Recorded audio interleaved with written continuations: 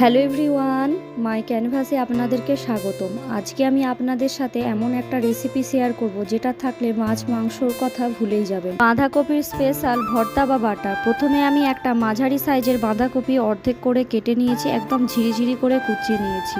এবারে কড়াইতে এই কপিগুলো দিয়ে দিচ্ছি, সাথে দিচ্ছি স্বাদ মতো লবণ, মাত্র আধা কাপ জল। জল একদম বেশি দেবেন না, কপি থেকে অনেক জল বেরোবে। এবারে ঢাকা দিয়ে লো ফ্লেমে 3 মিনিট পর্যন্ত ভাপিয়ে নেব।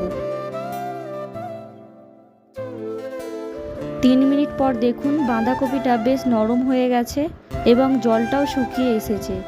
গ্যাস বন্ধ করে নামিয়ে একটু ঠান্ডা করে নেব। কপিটা ঠান্ডা হয়ে গেলে একটি মিক্সির জার নিয়ে নিয়েছি। এখানে টিপস, এটাকে কিন্তু একদম মিহি পেস্ট করবেন না, হালকা একটু দানা দানা বা অমসৃণ থাকলে ভর্তার স্বাদ অনেক ভালো লাগে। জাস্ট কয়েক সেকেন্ড চালিয়ে নিয়ে নামিয়ে নিন।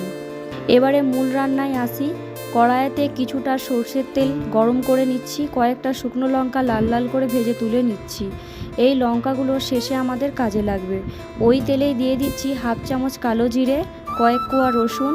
রসুন যখন সুন্দর একটি রং ধরবে তখন বড় সাইজের পেঁয়াজ কুচি দিয়ে দেবো।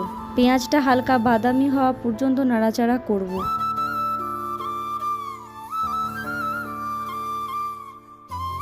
পেঁয়াজটা নরম হয়ে গেলেই দিয়ে দেবো বড় সাইজের টমেটো কুচি, সাথে দেবো হাফ চামচ নুন।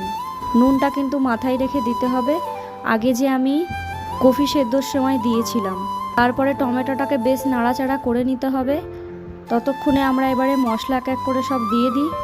দেবো আধা চামচ হলুদ গুঁড়ো, লঙ্কা গুঁড়ো, জিরে গুঁড়ো, আর একটা জিনিস যেটা দিয়েছি সেটা হলো মৌরি গুঁড়ো। এতে স্বাদটা আরও দারুণ আসে। এবারে আমি একটু করে জল দিয়ে মশলাটা বেশ কষাতে থাকবো যতক্ষণ না মশলাটার উপরে তেল ছেড়ে আসে। মশলা কষানো হয়ে এলে বেটে রাখা বাঁধাকপি দিয়ে দিচ্ছি। এখানে আঁচটা হাই ফ্লেম রাখে অনবরত নাড়তে হবে। 3 থেকে 4 মিনিট নাড়াচাড়া করলেই দেখবেন কপিটা কড়াইয়ের গা ছেড়ে দলা পাকিয়ে আসছে। নামানোর আগে তোমরা চাইলে স্বাদ ব্যালেন্সের জন্য চিনি দিতে পারো, আমি এখানে দিইনি।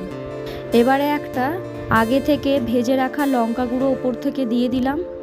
এবারে পরিবেশন করার সময় ওপর থেকে ভেজে রাখা শুকনো লঙ্কা দিলাম, আর দিলাম কাঁচা সর্ষের তেল।